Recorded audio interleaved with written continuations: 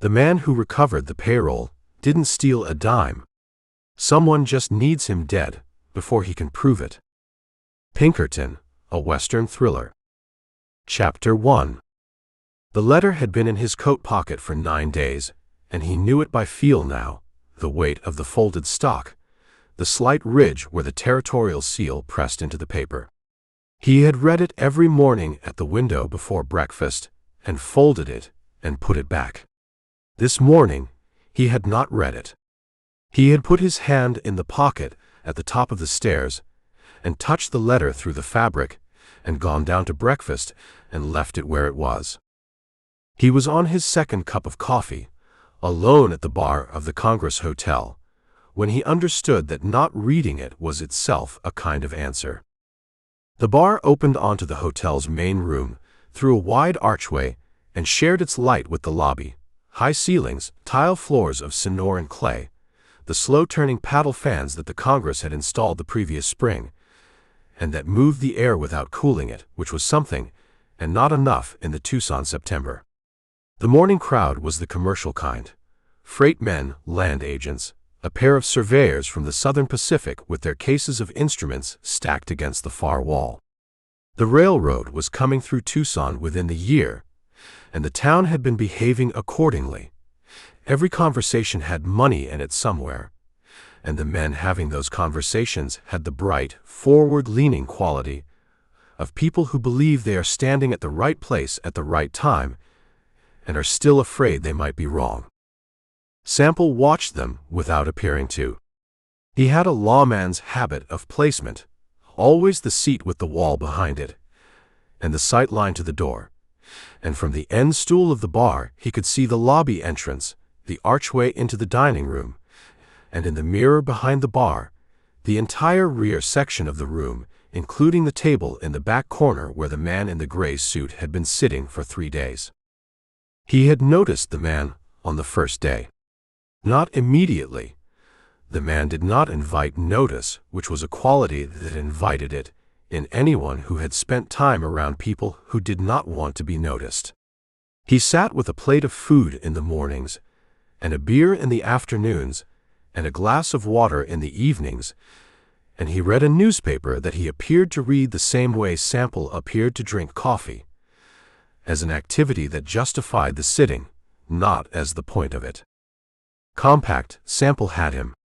50s, the fit side of them. A gray suit that had been made for him rather than purchased off a rack, the shoulders set right, the sleeves breaking where they should. He wore it with the ease of a man for whom good clothes were a professional tool and not a statement. His hands on the table were still in a way that hands rarely are when a man is genuinely reading. No page turns for long stretches, no shifts of grip. He was watching the room. He was watching Sample specifically. He was doing both of these things in a manner that would not look like either to anyone who had not done them. 3 days. Sample had given him 3 days before deciding the man would come to him. And now it was the 4th morning, and the man was getting up from the back table, and Sample turned back to his coffee and watched the mirror. The man crossed the room without haste. He moved the way men move when they have made a decision and are no longer deliberating. Not fast, but with a quality of forward commitment that uses the space around it rather than negotiating with it. He stopped 1 stool down from Sample and put his hand on the bar and waited for the barman, and when the barman came, he ordered coffee and paid for it before it arrived. And then he turned to Sample with the pleasant and practiced expression of a man beginning a professional conversation. "Mr. Sample," he said, "my name is Deetch. Harlan Deetch. I'm a field agent with the Pinkerton National Detective Agency." He drew a card from his inside coat pocket and placed it on the bar between them with 2 fingers, setting it square, the gesture of a man who does this as a matter of form and means it as one. Sample looked at the card without touching it. Alan Pinkerton's I logo above the agency name, Deetch's name below in clean type with a Chicago address. He looked at Deetch. "I know who you are," Sample said. Something moved in Deetch's face, a flicker of recalculation, brief and controlled, like a card player adjusting to an opening bid. Then you'll know why I'm here, he said. I'll know it better once you tell me. Deetch picked up his coffee when it came and turned slightly on the stool, not enough to be impolite, enough to orient towards Sample rather than the bar. A practiced angle. The Consolidated Silver Mining Company retained the agency 6 days ago to look into a matter arising from the recovery of their strongbox near Benson last month. Specifically, a discrepancy in the contents at the time of recovery versus the contents as documented at origin. Sample let that sit for a moment. Outside through the lobby windows, the Tucson morning was doing what it did, the street filling with its commerce, a freight wagon pulling in from the west, trailing its long dust signature, a group of Tohono O'odham women moving in single file along the boardwalk with the upright grace of people who have been walking in this country for 10,000 years longer than anyone currently in this bar. He watched them pass and turned back to Deetch. A discrepancy, Sample said. A variance between the originating manifest and the count made at recovery. The company's position is that the box arrived in Benson short by approximately $400 in silver certificates. He said it with the neutral delivery of a man reading a weather report, as if the $400 belonged to no one and accused no one. I'm not here to make an accusation. I'm here to conduct an inquiry. Who made the count at recovery? Sample said. The company's Tucson agent, a Mr. Birch. Deetch took a sip of coffee. He was present in Benson at the time. He was present, Sample said. So was Deputy Pohl, and a driver named Yarbrough, and the Consolidated Silver agent who brought the key. Birch counted last, and he counted against a manifest he produced himself from his own bag. He watched Deetch's face during this. You know all of this. I know what Mr. Birch reported, Deetch said. That's why I'm conducting an inquiry rather than filing a finding. The distinction was meant to sound careful and fair. It landed the way he'd intended it to land. Measured, reasonable, nothing to object to. Sample had heard men draw that same distinction before, and he had learned to hear what came after it, which was usually a finding that had been written before the inquiry began. What do you want from me? Sample said. An hour of your time tomorrow. A few questions about the sequence of events between the point of recovery at the ranch in the Dragoons and the delivery of the box at the Benson station. Deetch set his coffee down. Nothing that should trouble a man with nothing to conceal. The last sentence was designed to do something specific, and both men in the conversation understood what. Sample kept his face where it was. Tomorrow morning, Sample said. 8 o'clock. The Consolidated Silver office on Pennington Street. Mr. Birch will be there as the company's representative. Deetch retrieved his card from the bar and tucked it back into his coat. A man who leaves no paper, he doesn't have to. I appreciate your cooperation, Mr. Sample. You haven't had it yet, Sample said. Deetch looked at him. The pleasant expression did not change, and something behind it did not change either, and what was behind it was what Sample had been looking for and had now found. A quality of absolute prior determination that the pleasantness covered the way varnish covers wood grain. You could see the grain through it if you knew where to look.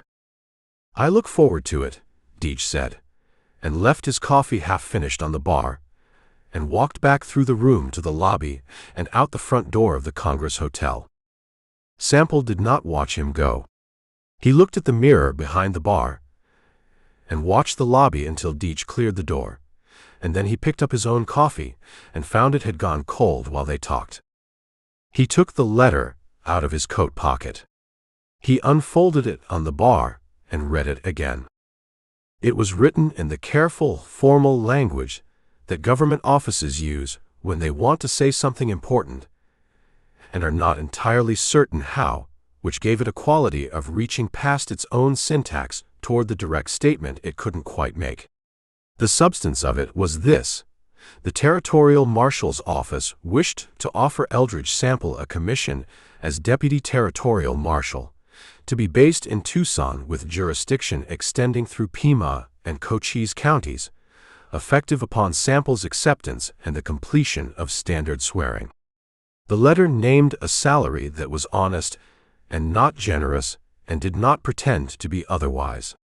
It was signed by Deputy Marshal Clarence Drum, whose name Sample knew by reputation, and whose office he had not yet visited, and beneath Drum's signature was a line for Sample's name and the date, and that line had been blank for 9 days.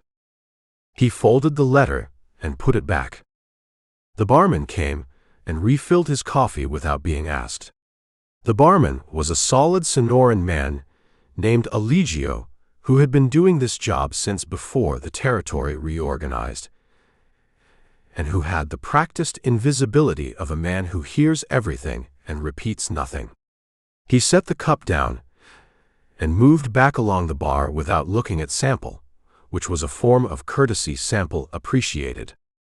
He thought about the $400. The count in Benson had been done twice, once by Pohl and once by Birch working from the manifest. Pohl had said 7,840, and the figure had matched the originating manifest that Yarbrough had been given at the Tucson departure. Birch had agreed with Pohl's count at the time. Standing in the morning light on the Benson station steps with the box open in front of him, Birch had said yes and nodded and written the figure in his ledger. Sample had been 6 feet away when it happened. He had watched Birch write the number down, which meant Birch had filed a false discrepancy after the fact, and had done it for reasons, and the reasons were not about $400. He left 2 coins on the bar, and went into the Tucson morning. The town hit him the way it always did when he came out of an interior. The light first, white and total, a Sonoran September light that left no shadows until midday, and then the sound, the layered commerce of a city that was building itself faster than it could think about what it was building. Tucson in 1879, Saturday at the intersection of 3 different futures, and did not yet know which one would win. The railroad would decide much of it. The railroad was 11 months away by the most optimistic estimate, and 8 months by the Southern Pacific's own projections, which meant the land adjacent to the right-of-way was being bought and sold and bought again at a rate that made the transactions more financial instrument than real estate, and the men making those transactions occupied the better hotels and the lawyers' offices and the land agent buildings on Congress and Pennington streets, and they had the bright, sleepless eyes of people who have converted their anxiety into momentum and are running on it. Sample walked south on Stone Avenue and turned east on Pennington. He was not going to the Consolidated Silver office, not today, but he wanted to know the street. He walked it at the pace of a man with no particular destination, looking at storefronts with the mild attention of someone killing time, and he found the Consolidated Silver signage on the south side of the block, a 2-story adobe with a wooden awning and clean windows, and the modest but durable look of a company that has been in a place long enough to stop announcing itself. He noted the building's doors. Front entrance facing Pennington, ground level, the main commercial face. And on the east side, an alley entrance, narrow, the door set back from the alley wall, with a brass fitting on the handle that caught the light. Recent installation. The brass was bright, where the iron fittings on the adjacent buildings had gone to rust. 2 offices using 1 building, or 1 office with a reason to move between 2 identities. He filed it and kept walking. August Pohl was not difficult to find. Sample had known Pohl's Tucson routine from a conversation in Benson, The Territorial Marshal's satellite office was on Congress Street above the assay office, and Pole was there most mornings when he was in the city, working through the paperwork that accumulated during his time in the field. Sample went up the outside staircase and knocked, and Pole answered with a file folder in one hand, and the look of a man in the middle of something he was glad to be interrupted from. "Sample," Pole said. "You've got a minute," Sample said. It was not a question. Pole opened the door wider. The office was one room with a desk, 2 chairs, a window that looked out over Congress Street, and enough stacked paper to suggest that the territorial government generated documentation the way desert country generated rocks, constantly without apparent purpose, in quantities that outlasted the men tasked with managing them. Pole dropped the file folder on the desk and sat in the chair behind it, and Sample took the one in front, and they looked at each other. "Pinkerton man came to me this morning," Sample said. "Name of Harlan Deetch. Field agent.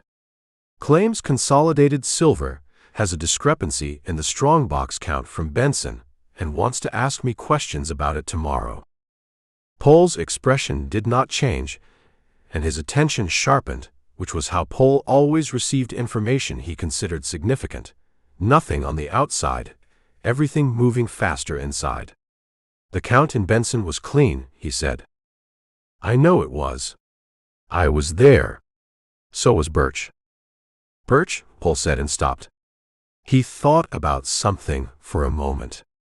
Then, Birch filed the discrepancy report 6 days ago. The Pinkerton engagements started 5 days ago. He said this with the flat, noting quality of a man building a structure he doesn't yet have enough material to complete. "That's fast. Mining companies don't move fast." "This one did," Sample said. "I want to know what you have on Deetch. Anything in the agency's record that crosses your office." Pole pulled the bottom drawer of his desk and went through it with the unhurried efficiency of a man who knows what he files and where. He drew out a thin folder and opened it on the desk and looked at it for a moment before turning it so Sample could read it. 1 page. A summary from the Territorial Marshal's circular that went out to affiliated law offices quarterly. Brief notations on cases and personnel that other offices might encounter in the field. The notation on Deetch was 3 lines. Pinkerton Agency, Chicago Bureau. Active field agent, 14 years. Note from the Colorado Territorial Marshal's Office regarding a mine payroll dispute case, Weld County, 1877. The subject of the investigation, a mine bookkeeper named Cordell, was found dead in his room at the Greeley Hotel 12 days into the inquiry. Manner, gunshot 1 round, contact distance. The Weld County coroner ruled it self-inflicted. The Pinkerton case was closed 2 days later with a finding against the deceased. Sample read it twice. He turned the folder back to Pole. "The Weld County sheriff disagreed with the coroner," Pole said. "He said so in correspondence with our office. The disagreement is in the file. What's not in the file is anything actionable. The coroner's finding stands, the sheriff retired 6 months later, and the Pinkerton finding stands." He paused. Deetch remained on active assignment. "How long has the agency been active in the territory?" "They work 4 or 5 cases a year here. Mining disputes, stock fraud, the occasional rail matter." Pole folded his hands on the desk. "They have a contractual relationship with the mining companies that pre-exists our office's jurisdiction in certain areas. It creates some complexity." "Meaning you can't touch them?" "Meaning I cannot act on a suspicion in a way that holds up." Pole looked at him steadily. "I can share a file with you that any law office in the territory can access. I can note that the timing of a Pinkerton engagement, originating from a discrepancy that did not exist, is unusual. I can observe that Birch has had that office on Pennington Street for 3 years, and in that time, the street has seen a volume of land transactions that is statistically inconsistent with the valley's actual development rate. He stopped. What I cannot do is build a case from those observations without evidence that the law can use. But you've been building it anyway, Sample said. Pohl did not answer this, which was its own answer. They sat for a moment. Through the window, Congress Street went about its business in the white Tucson light, the wagons and the foot traffic, and the specific controlled urgency of a commercial city that believes it is on the verge of something. Somewhere in the street below, 2 men argued about a property line in the mixture of English and Spanish that Tucson used for commerce, neither language quite sufficient on its own. "You're going to the meeting tomorrow," Pohl said. "Yes." "And after?" "I'll know more after," Sample said. Pohl nodded. He had the quality in these moments of a younger man who understood that the person in front of him had done this specific thing before in ways that Pohl had not, and who was intelligent enough to know what he did not know. He picked the file folder up off the desk and filed it back in the drawer and closed it. "The letter," Pohl said, not asking if Sample had it, asking where he was with it. "Still thinking," Sample said.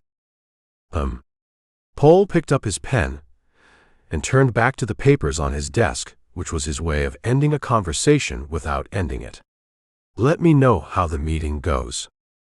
Sample went back down the outside staircase into the street. The afternoon had arrived while they talked, and taken the whiteness out of the light and replaced it with the amber going to copper that Tucson got in the late afternoon when the sun dropped toward the Tucson Mountains to the west and the heat came off the street in slow visible waves. He stood on the boardwalk outside the assay office, and people moved around him. He thought about a bookkeeper named Cordell in a hotel room in Greeley, Colorado, in 1877. 1 round, contact distance. A coroner who ruled it self-inflicted, and a sheriff who disagreed and retired. He thought about the question Deetch had not asked during their conversation at the bar. A Pinkerton agent conducting a genuine inquiry into a missing $400 from a recovered payroll would ask about the chain of custody from the Dragoon barn to the Benson station, who handled the box, who was present, whether the panniers were ever out of Sample's direct possession during the ride. Deetch had asked none of this. He had explained the discrepancy and arranged the meeting and left. A man who already has his conclusion does not need the facts that would challenge it. He needs only the time and proximity to do what he came to do. The letter sat in his coat pocket and said nothing. The meeting was at 8 tomorrow morning on Pennington Street, and Deetch was 3 blocks away in the Congress Hotel, and the afternoon light turned the adobe walls of Tucson the color of old bone, and Sample stood in it and thought about what a man does when the next move belongs to the other side. He went back into the hotel. Not upstairs, not yet. He stopped at the front desk and asked the clerk, a thin young man from Ohio who had come west with the railroad advance work and stayed when the advance work ended, whether the guest in room 14 had received any visitors in the past 3 days. The clerk thought about this with the expression of a man deciding whether his professional ethics extended to guests who made him uncomfortable. Deetch, Sample judged, was not a man who made desk clerks comfortable. "One visitor," the clerk said. "Yesterday afternoon. Stayed about 20 minutes. I don't know the name." "Describe him," Sample said. 50s. Well-dressed. Dark coat, good hat. He came in the side entrance off the alley and went straight up, knew the room number. The clerk paused. He had a way of moving through a room, like he'd already decided it didn't matter. Sample took a coin from his pocket and put it on the desk without comment. The clerk made it disappear with the practiced ease of a man who supplements his income this way regularly and has stopped thinking about it. "If that man comes back," Sample said, "I'd like to know within 10 minutes. "I finish at 6, the clerk said. "Who takes over at 6? "My cousin." Sample put another coin on the desk. "Tell your cousin." He went upstairs. His room was on the second floor, front-facing, with a window that showed the length of Congress Street in both directions and the San Javier Mission Road angling southwest into the distance. He had chosen it for the sight line, the same way he chose every room. He sat in the chair by the window and looked at the street below and thought about what a man from a land office with a good hat knew about Deetch's room number. He took the letter out and read it again in the failing afternoon light. The line for his signature at the bottom was still blank. Below on the street, the Congress Hotel cast its long late shadow east across the dirt, and in the shadow 2 men talked over a hitching rail, and one of them was Harlan Deetch, and the other one Sample did not recognize, and Deetch was doing the talking, and the other man was listening the way men listen when the listening is a job. Sample watched them for 4 minutes. Then the second man walked north on Stone Avenue, and Deetch went back inside the hotel. Sample got up and moved to the side of the window and wrote down in his memory the second man's height and build and the color of his hat and the way he held his left arm slightly out from his body when he walked, which is what men do when they carry something on the left hip and want it clear. He put the letter back in his coat. Downstairs, the Congress Hotel bar ran its early evening trade, and 3 blocks south on Pennington Street, a brass door fitting caught the last of the light, and somewhere north of here, on the road to Benson, the Dragoon Mountains held their position against the darkening sky the way they always did, patient and enormous and indifferent to everything that happened in their shadow. Deetch had a second man. That changed the arithmetic. Sample sat at the window until the street went dark and thought about what you do when the arithmetic changes and the meeting is at 8 in the morning. And the man running the meeting has done this before, and the man before him did not walk out. Chapter 2. He was up before the light. Not because sleep had failed him. Sleep had come and gone on schedule, 4 hours, the same 4 hours he had always taken when the next day required clarity rather than rest, but because he wanted the street before it had people in it, and Pennington Street specifically, and the alley on the building's east side that he had only seen once in the afternoon. Tucson before 6 was a different city than Tucson at noon. The heat had not yet reasserted itself, and the adobe walls held the nights cool the way fired clay holds everything, thoroughly without giving it up until forced. The streets were empty, except for a water cart making its morning circuit from the Acequa, the driver half asleep above his mule, the barrel sloshing in the bed. Sample walked south on Stone and turned east and gave Pennington Street the attention it deserved. The building sat on the south side of the block where he had left it. Consolidated Silver on the front face, the alley entrance on the east. He walked past the front without slowing and turned into the alley and stopped. The alley ran 40 feet between the Consolidated Silver building and the dry goods warehouse next door. At this hour it smelled of dust and the faint sweetness of orange rinds from a crate left against the far wall. The alley door was closed. A line of light showed under it. Thin, steady, not lamplight, but the blue-gray of early morning coming through a window on the far side of whatever room lay behind the door. Someone had been in that room all night, or had arrived before he had. He stood in the alley mouth and watched it for 3 minutes. The light did not move. No sound from inside. He noted the door's hinges on the inside, which meant it opened inward and opened toward the right based on the hinge placement. And he noted the gap at the bottom and the lock plate, and the fact that the lock was a Scandinavian rim lock, the kind that could be worked from the outside with the right tool and enough patience. He filed all of this and went back to Stone Avenue and walked north to the Congress Hotel and had breakfast.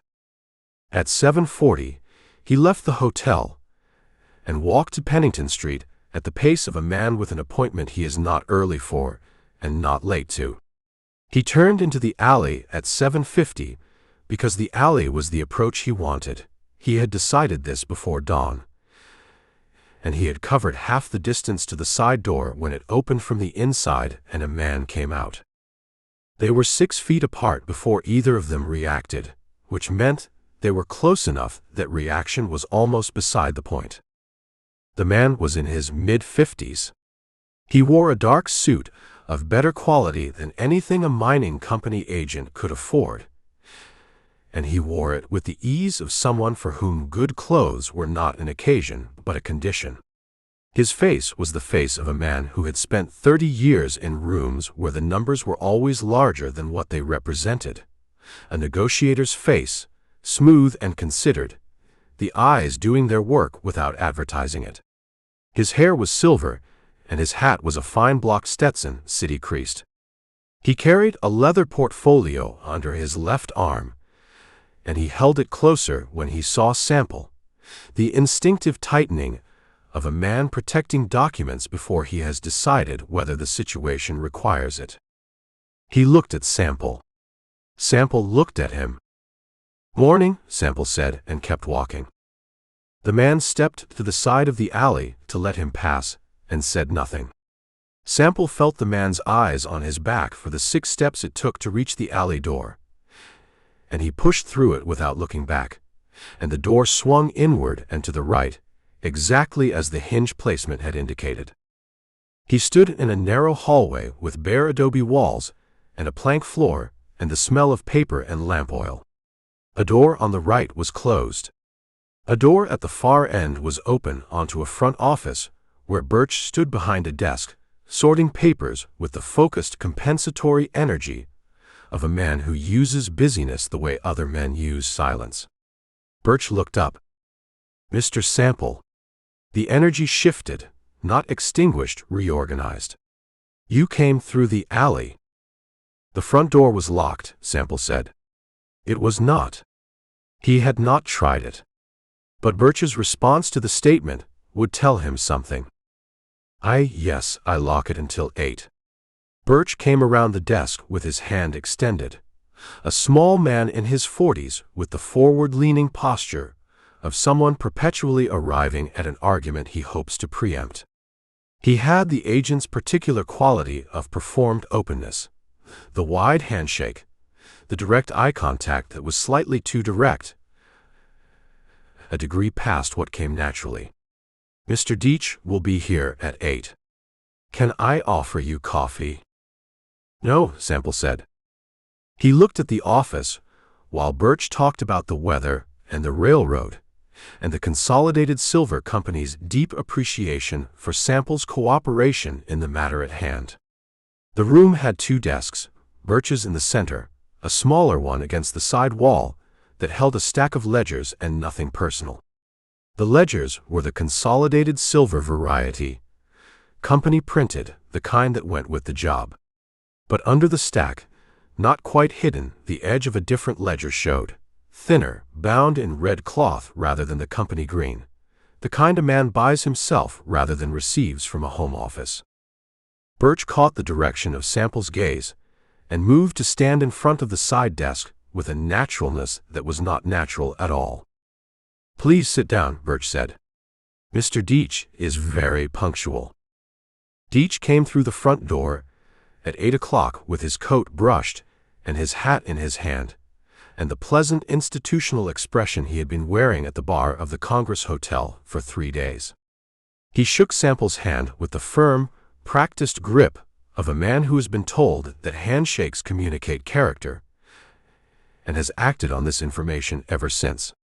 He set his hat on the corner of Birch's desk and drew a small notebook from his inside coat pocket and a pencil from his breast pocket and sat in the chair across the table from Sample and looked at him with the patient, collegial expression of a man about to conduct a reasonable inquiry. "Mr. Sample," he said, "I appreciate you coming. This should be straightforward." "I expect it will be," Sample said. Deetch opened the notebook. The first page had writing on it already. Prepared questions, Sample understood, which meant the order of the questions mattered as much as their content. A structure designed to build towards something. "Let me start with the recovery itself," Deetch said. "The strongbox was at the Creosote Springs ranch when you arrived. Can you walk me through how it was secured there and what you did with it?" "It was chained to a ring bolt in the floor of the barn. I broke the bolt with an axe and dragged the box out before the barn burned. I loaded it into the panniers of a pack horse and rode to Benson." "The packing of the panniers," Deetch said. "Were you alone when you did that?" "Yes." Deetch wrote something. "And from the moment you loaded the box to the moment it arrived at the Benson station, it was in your sole custody?" "In my custody, yes. I also had a prisoner on a separate horse." "A prisoner who was behind you, not alongside?" "Generally." "Generally," Deetch said, and wrote it down. And Sample understood exactly what generally would be made to mean in a written finding. He had seen it done before, in different rooms with different vocabulary, and it always worked the same way. A word that described the truth gets written into a context that makes the truth look like a gap. "The box was padlocked at the hasp when I recovered it," Sample said. "The padlock was intact when Deputy Pohl opened it at the Benson station with Mr. Birch's key. That's a matter of record. Pohl's statement is filed with the Territorial Marshal's office." "Yes," Deetch said. "And the padlock was intact at Benson, which is consistent with the Consolidated Silver Manifest." He paused, in the way of a man constructing a bridge between two facts. What the manifest cannot account for is what may have occurred before the padlock was engaged at the point of loading. "Can you speak to the condition of the box when you first found it in the barn?" "The hasp was intact and the padlock was engaged," Sample said. "The robbers had not opened the box. They cut the transport chain, not the lock." "But you cannot verify the box's contents at that point," Deetch said. "You had no key. Neither did the men who took it." "Of course." Deetch smiled, brief and professionally warm. "I'm not suggesting the robbers accessed the contents. I'm establishing the evidentiary chain." He looked at the notebook. "Let me ask about the period between removing the box from the Benson station boot and loading it at the origin point in Tucson. You were not present for that, correct?" "No." "So you have no direct knowledge of the contents as loaded?" "I have the originating manifest." "Mr. Birch's manifest, yes." Deetch glanced at Birch, who was sitting in the chair against the wall with his hands in his lap and his eyes on the floor between them, and the glance was brief and professional and contained nothing that would look like coordination to someone not watching for it. And Mr. Birch's count at Benson showed a variance. "Mr. Birch's count at Benson confirmed Deputy Pohl's count," Sample said. "I was 6 feet from Mr. Birch when he wrote the figure in his ledger." Birch's hands moved in his lap.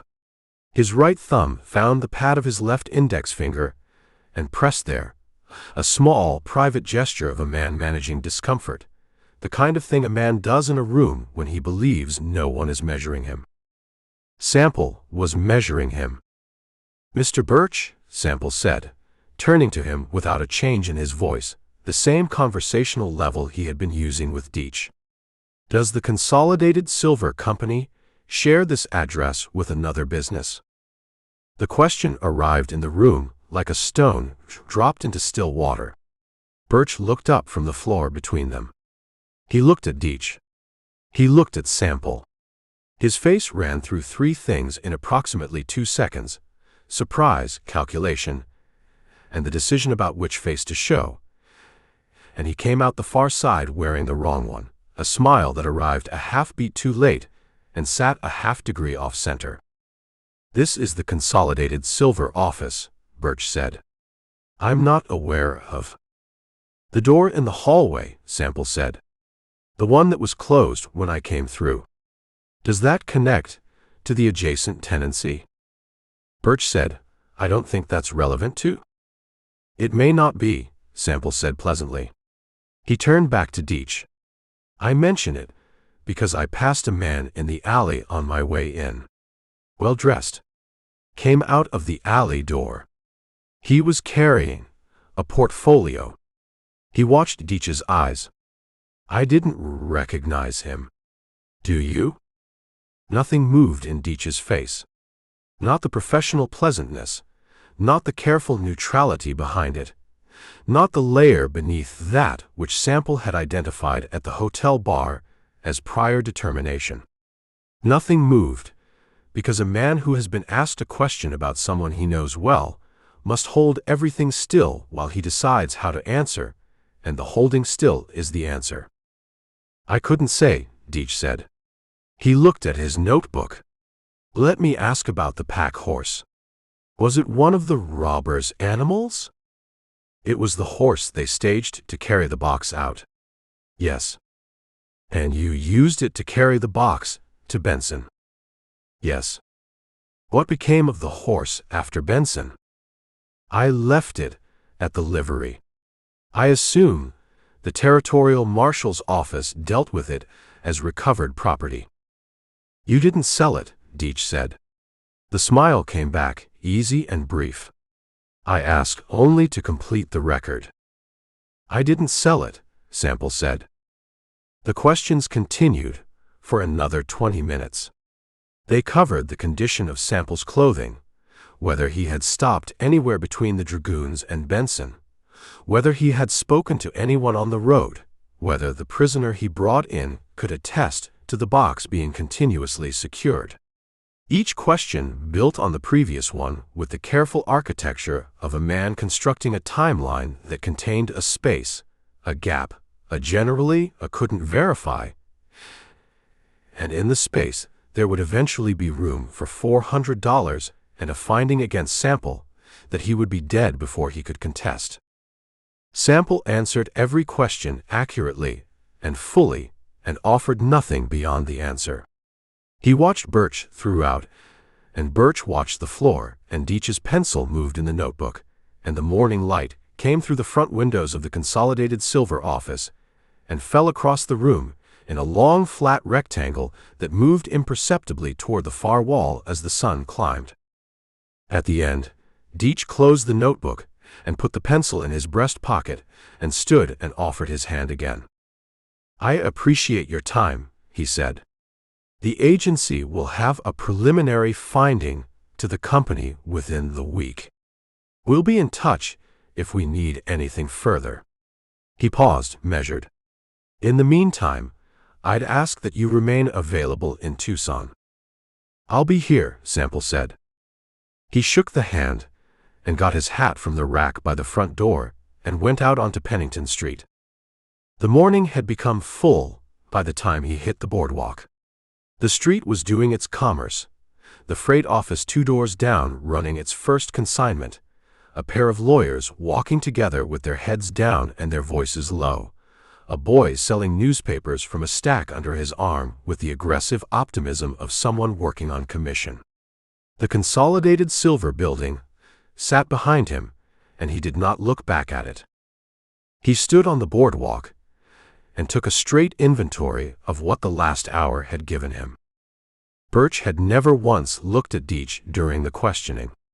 A man participating in a legitimate investigation looks at the investigator, checks his reactions, reads the room, orients toward the authority in the space. Birch had looked at the floor and at his own hands and once at the wall to Sample's left, and the single time his eyes had moved toward Deetch was when Sample asked about the shared address, and in that look there had been no appeal for help, no signal passed between them. It had been the look of a man checking whether the fire was spreading in the direction he expected. Deetch had not reacted to the mention of the man in the alley. Not the stillness of ignorance, the stillness of prior knowledge.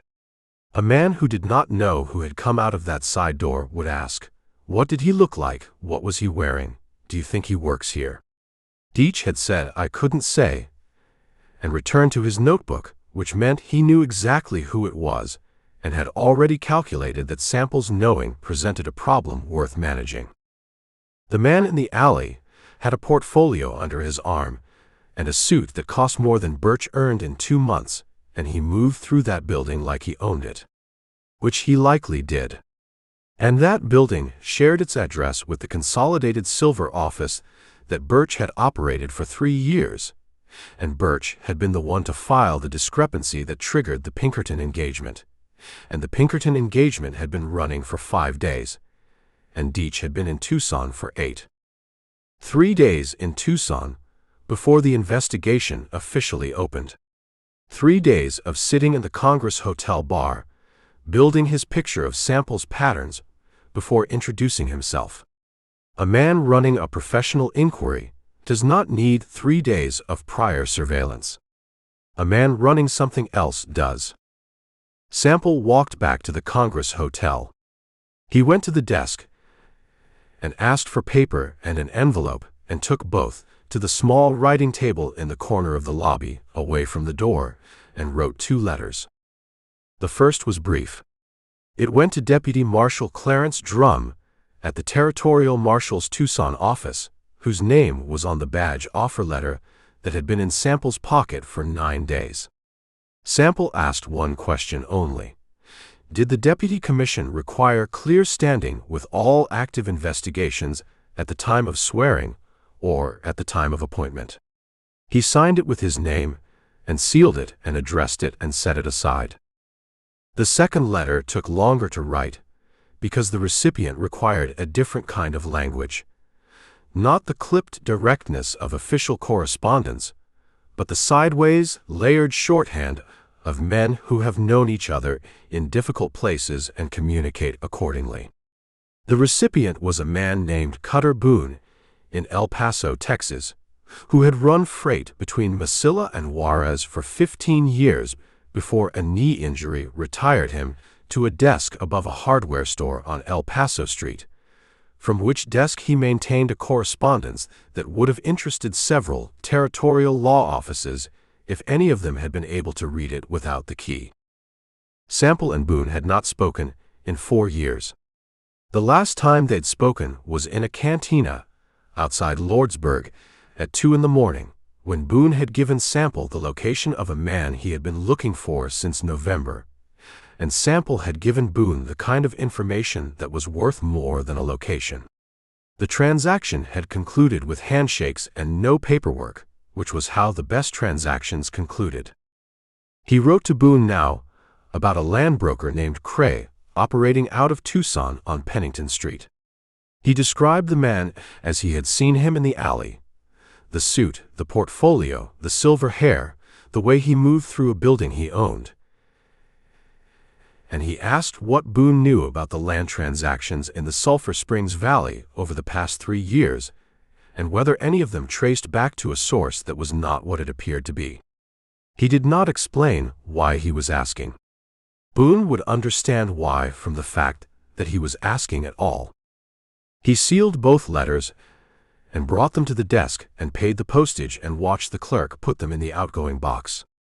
The morning clerk, the thin young Ohioan, handled the letters with the professional neutrality of a man whose curiosity about guests' correspondence was entirely under control. Sample noted that the clerk's cousin would be coming on at 6, and that the cousin had been paid to report the return of a man in a good hat who used the alley entrance and knew room numbers. Nothing yet on that. He would give it another day. He went up to his room and took off his coat and sat on the edge of the bed and looked at the wall. The room held the morning's heat without complaint. From the street below came the ongoing commerce of Tucson at mid-morning, the layered noise of a city that had not yet decided what it was going to become, and was proceeding with full confidence regardless. He thought about the red cloth ledger under the stack of company books on Birch's side desk. A personal ledger in a company office, half hidden, which meant Birch kept it there because the information in it needed to be accessible during working hours but could not go home with him. Information with 2 addresses. The same logic as the building itself. 2 operations running adjacent. The connection invisible to anyone who looked at only one of them. He thought about the man in the alley with the portfolio and the silver hair and the suit. He thought about the 3 days Deetch had spent at the Congress Hotel before making his approach, watching Sample establish his patterns, measuring distances and timing. A man who surveils before he introduces himself is not planning an interview. He is planning something after the interview, and the interview is the documentation that justifies the something. He thought about a bookkeeper named Cordell in a hotel room in Greeley, Colorado. 1 round at contact distance. A coroner's finding, and a retired sheriff and a closed case file.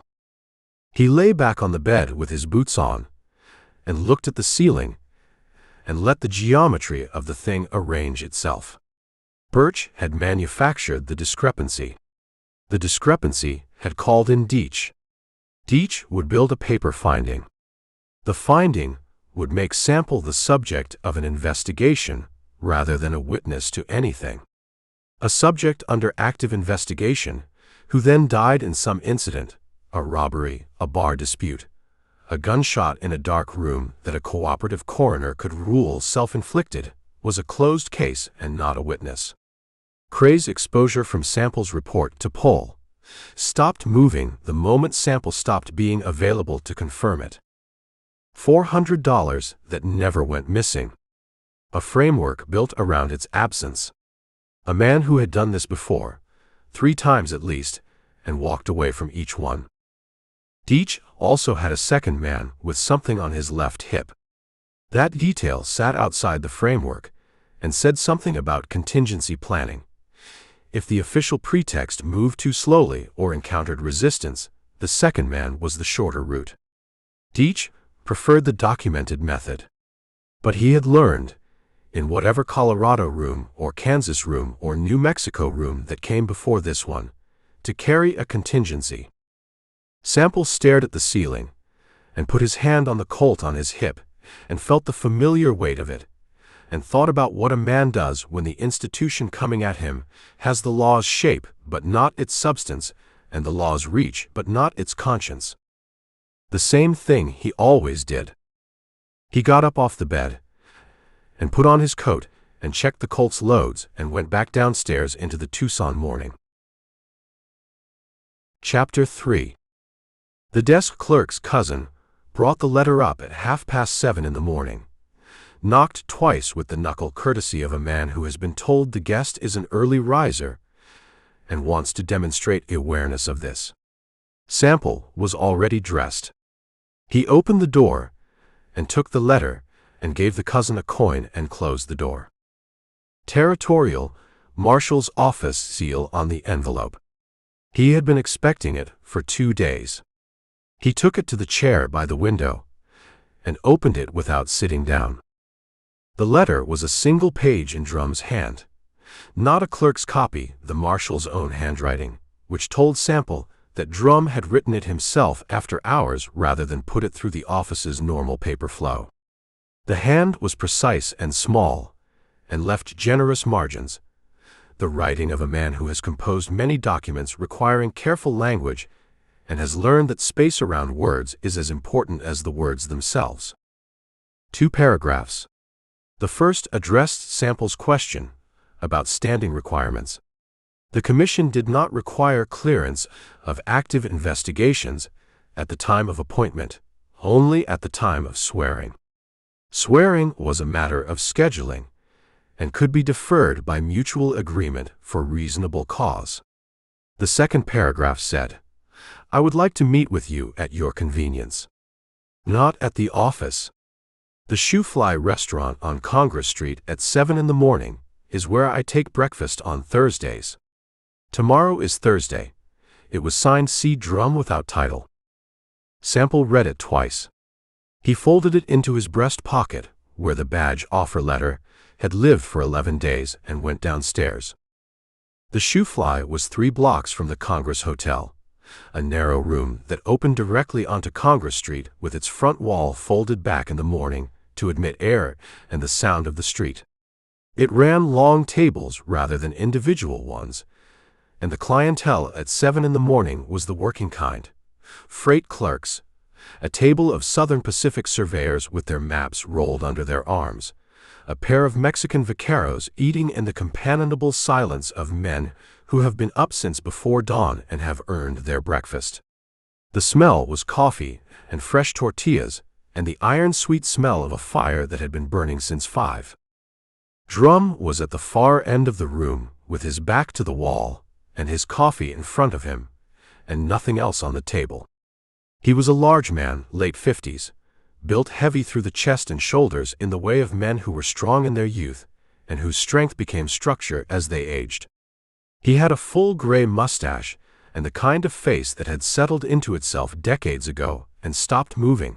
Not a hard face, not an unkind one, simply a face that had arrived at its final arrangement and was comfortable there. He wore a plain dark coat without a badge showing, which was, Sample understood, a deliberate choice about what this conversation was. He looked up when Sample came in and indicated the seat across from him without standing. "You're punctual," Drum said. "You picked a time that works," Sample said, and sat. A woman brought coffee without being asked. They both drank. Outside on Congress Street, the freight wagon from Benson was making its morning delivery to the hardware store 2 doors down, the teamster calling to his horses in the patient, carrying voice of a man who has made this stop 1,000 times and will make it 1,000 more. "The Pinkerton matter," Drum said. Not a question. Not a preamble. The straight opening of a man who believes in using the time he has. "What do you know about it?" Sample said. "I know that Birch filed a discrepancy report 6 days ago that triggered the agency engagement. I know that the count in Benson was confirmed by Deputy Pohl, whose word I will take over Birch's on any day that ends in a Y." Drum turned his coffee cup a quarter turn on the table, a small, deliberate movement. "I know that the Pinkerton agent in question is Harlan Deetch, and that the name Harlan Deetch has crossed my desk twice in the last 3 years in contexts that were not favorable." "Pohl told me about Colorado," Sample said. "A bookkeeper named Cordell." "Colorado is the most recent." Drum looked at him. "Before Colorado, there was New Mexico." 76. A land dispute in the Mesilla Valley. An irrigated acreage claim that 2 parties contested in federal court. The plaintiff hired Pinkerton to investigate the defendant's financial records. Deetch ran the investigation. The defendant, a farmer named Castle, was found in the Rio Grande 3 weeks after the case opened. Current ruled accidental. Plaintiff won the claim by default. He paused. Before New Mexico, there was Kansas. 74. Abilene. A cattle broker dispute. The broker, accused of fraud, was found dead in a livery on the eastern edge of town. Single blow to the back of the skull. Ruled a robbery, his money was gone. The Pinkerton case closed 2 days later. Sample set down his coffee cup and looked at the table.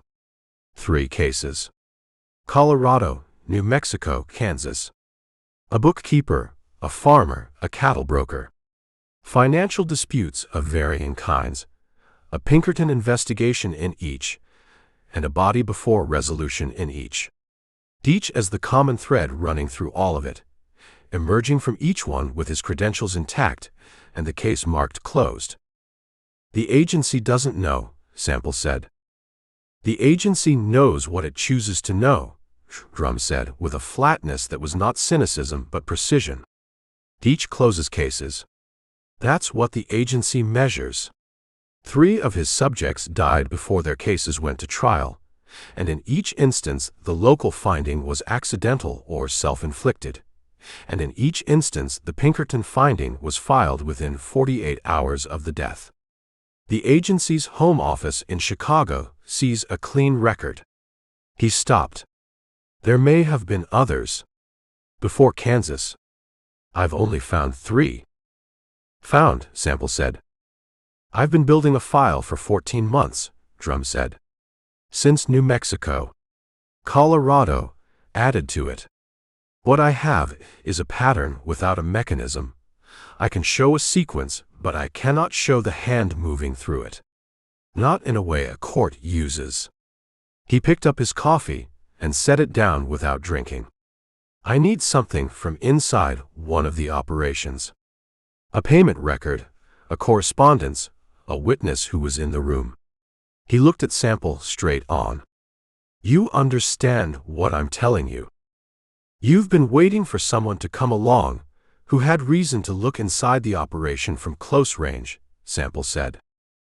I've been waiting for the operation to make a mistake that puts someone useful in its path, Drum said. Those are different things. Sample appreciated the distinction. I'm not a deputy yet, he said. No, Drum said. You're not. He finished his coffee. Whatever you do in the next week, you do as a private citizen. I cannot instruct you. I cannot protect you under the commission, and anything you produce that has legal weight needs to have been obtained in a manner that a defense attorney cannot dismantle in front of a jury. He put the cup down. I'm telling you this so you don't waste time on approaches that won't hold. What will hold? Sample said. A signed statement from a participant. Physical documents obtained without trespass. Testimony from a credible witness who was present. Drum stood and left enough coin on the table for both of them. Those hold. Everything else is a story. He put on his hat and walked out the front of the Shoe-Fly restaurant into Congress Street without looking back. The unhurried walk of a man who has said what he came to say and has other work waiting. Sample sat with the dregs of his coffee and the street noise and let the information arrange itself. Drum had a 14-month file with a pattern and no mechanism. The mechanism was what Sample was inside of. That was useful to both of them in ways neither of them had stated directly, which was fine. The best agreements between careful men were always the ones where the terms were understood and not said aloud. He went back to the Congress Hotel and found Boone's letter waiting at the desk. It had come on the overnight from El Paso, which meant Boone had written it the same evening Sample's letter arrived, which meant the information in it had been sitting ready for someone to ask the right question. Sample took it to the writing table in the corner of the lobby and opened it. Boone wrote in the compressed shorthand they had developed over 15 years of infrequent correspondence, a private vocabulary built from the names of towns, card game terms, and the kind of oblique reference that made the letters unreadable to anyone who had not been in the same rooms at the same times. It took Sample a full minute to move through the first paragraph, translating as he went. What it said, Aldous Cray was not primarily a land broker. He was primarily a clearinghouse. Money from sources that could not appear in legitimate ledgers came into the Sulphur Springs Valley land market as purchase capital, acquired acreage at inflated prices from willing sellers who asked no questions, and emerged on the other side as clean investment returns. The land was real. The transactions were real. The prices were not. Cray had been running this for at least 6 years, possibly longer, and the operation was sophisticated enough to have absorbed several different source streams. Jarvis's payroll certificates were one, and not the largest. Second paragraph, Cray had used Pinkerton before. 1877, the Silver City district in New Mexico. A mine foreman named Hedges had disputed a wage claim on behalf of the workers he superintended, a claim that would have required the mine's owners to open their financial records to a federal examiner. The mine's owners had retained the Pinkerton agency. Deetch had been assigned. Hedges was found in a ravine on the south slope outside Silver City 12 days after the investigation opened. The ravine was 3 miles from where Hedges lived. He had reportedly gone for an evening walk. The Silver City marshal had ruled it a fall. Boone had ended the letter with 4 words in plain English rather than the shorthand: "Be careful, Eldridge." Cray, no further annotation. Boone, who had run freight between Mesilla and Juarez through the worst years of the territory and had not felt compelled to warn anyone about anything in 15 years of correspondence, had seen fit to say it in a language that could not be misread. Sample folded the letter and put it in his inside coat pocket alongside the badge offer letter that had not been answered in 11 days. He sat at the writing table for a moment with his hands flat on the surface. 4 cases now: Kansas, New Mexico, Colorado, Silver City. A cattle broker, a farmer, a bookkeeper, a mine foreman. 4 financial disputes, 4 Pinkerton investigations, 4 bodies. Deetch walking away from each one with his credentials intact and his notebook closed, and whatever Cray or whoever came before Cray had paid him for the service already deposited somewhere the agency didn't look. He could take Boone's letter to Drum. Drum would read it, add it to the file, and tell Sample the same thing he had said at breakfast: it was a story. Boone was a freight hauler who had been in the right rooms at the right times and had an excellent memory and no standing in a territorial court. The Silver City connection to Cray was the most useful element. Deetch and Cray in the same case 2 years before Tucson, but it arrived through Boone's ear and not through a document, and Drum had been clear about what held and what didn't. He needed something from inside. He needed Birch or Deetch to produce it, and neither man would produce it willingly, which meant he needed to create a situation in which one of them produced it because they believed they had no other option. Birch was the weaker point.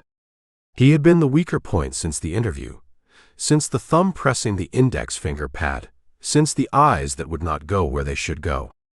A man maintaining a false count against a man he had watched recover a payroll from a burning barn in the Dragoon Mountains was not comfortable in that position. He was managing it because the alternative, what Cray would do if Birch stopped managing it, was worse. But comfort and discomfort were levers. Applied correctly, from the right direction, they moved things. That afternoon, he started going to the cantina on Meyer Street. Meyer Street ran parallel to Congress 2 blocks south, and the cantina occupied the ground floor of an adobe building on the corner where Meyer met Main, a low-ceilinged room with whitewashed walls and a bar of rough pine and 4 tables that someone had arranged with enough space between them for privacy without the appearance of privacy, which was a quality that made the room useful to several different kinds of people.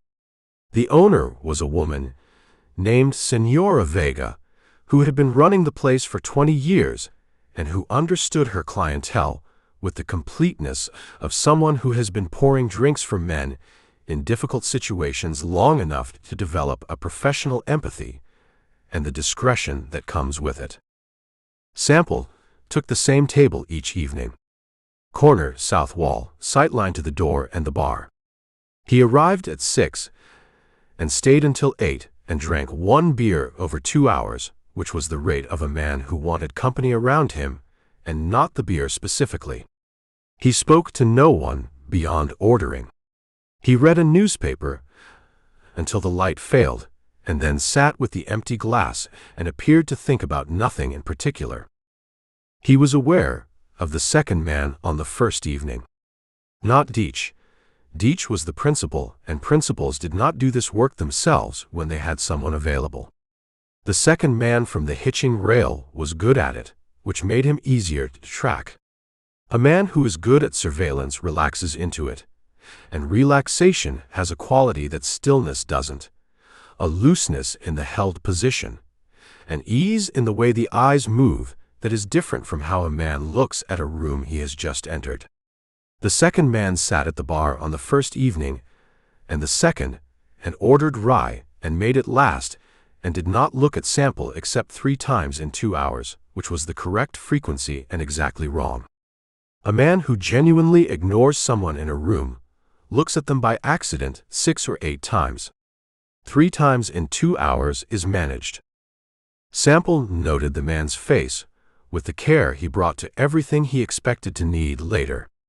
Late 30s, rangy, a nose that had been broken at least once and reset by someone who was trying but not expert. A roper's hands, the kind that close naturally around things. He wore his gun on the left hip with the butt forward for a cross draw, and he was right-handed from the way he held his glass.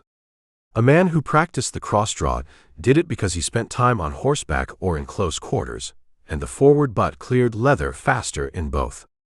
He was not from Tucson. His boots had Chihuahua rowels on the spurs, the large-shanked Mexican style that Anglo riders took up when they worked the border country for long enough. On the third evening, the second man was not at the bar.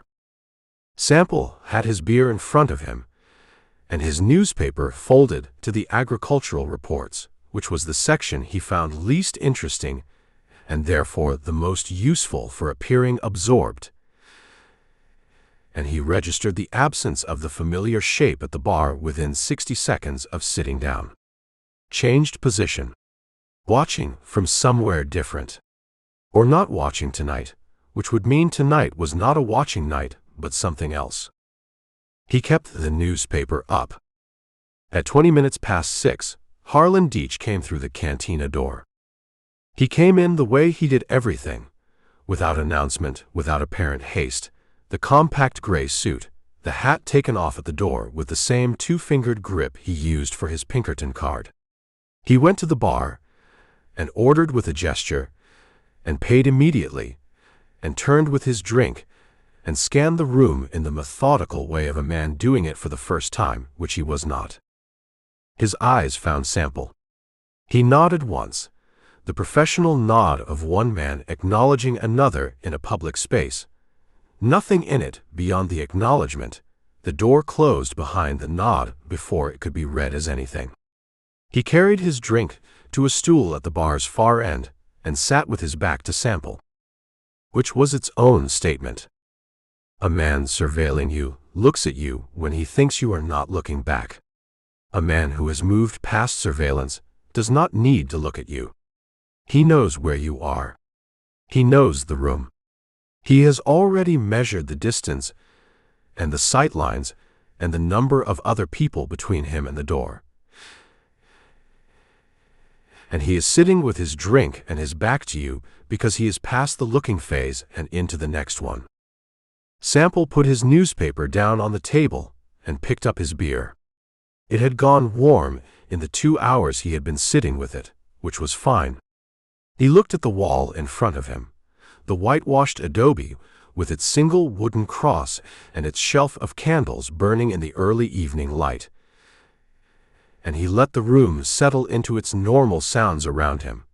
The conversation at the other tables, the sound from the street, Senora Vega moving behind the bar with the particular quiet efficiency of someone who has learned that the best service is the kind that doesn't interrupt anything. He did not look at the mirror. He did not need to. Deetch had the second man positioned differently tonight. Not in the cantina. The absence from the bar was the second man going somewhere else, taking a different position in the larger geometry of the evening. The door, probably. Or the alley at the back of the building that Sample had noted on the first evening, the one that ran between the cantina and the chandler's warehouse behind it. 3 evenings of establishing the pattern. Deetch in the cantina now, past surveillance and into the next phase. The second man outside, covering the exit or the approach or both. The framework Deetch was building in his notebook had another 4 days before it reached the density of a formal finding. Maybe 3, if Birch had been helpful since the interview. Once the finding was filed with the district attorney's office, the sequence that had ended in Greeley and Abilene and the Mesilla Valley and a ravine outside Silver City would begin in earnest. And Sample was under no illusion about his position inside that sequence. Whatever he was going to do about it needed to start tomorrow. He left 2 coins on the table for Senora Vega and stood and put on his hat and walked out of the cantina the same way he had walked out of it on the 2 previous evenings. South on Meyer to Stone, north on Stone to Congress, east to the Congress Hotel, at the pace of a man who has had his evening and is going home to sleep. He did not see the second man on the street, which meant the second man was behind him on a parallel route, or had gotten ahead of him, and was waiting somewhere on the line between the cantina and the hotel.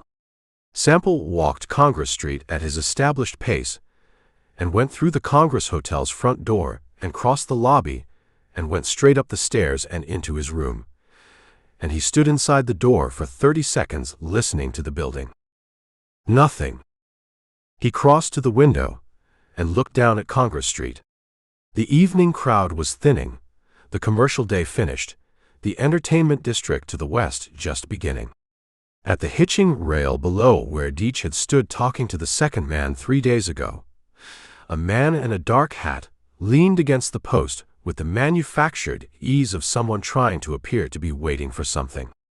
His left arm hung slightly out from his body, in the way Sample had noted at the hitching rail, the border country habit of a man keeping the cross-draw clear. He was looking at the hotel's front door. Sample stepped back from the window and sat on the edge of the bed in the dark room and thought about the geometry of the next 12 hours. Deetch would finish his drink at the cantina and go to wherever he spent his evenings and sleep or not sleep and arrive at the Consolidated Silver office in the morning to add to his notebook. The second man would watch the hotel until Deetch stood him down. The framework was 4 days from a finding. Maybe 3. Tomorrow, he needed to reach Birch before Deetch did. Birch arrived at the Pennington Street office at 7:30 every morning. Sample had established this in 3 days of early observation, noting the lamp going on in the front office at 7:30 on each day he checked. Deetch came at 8 or after.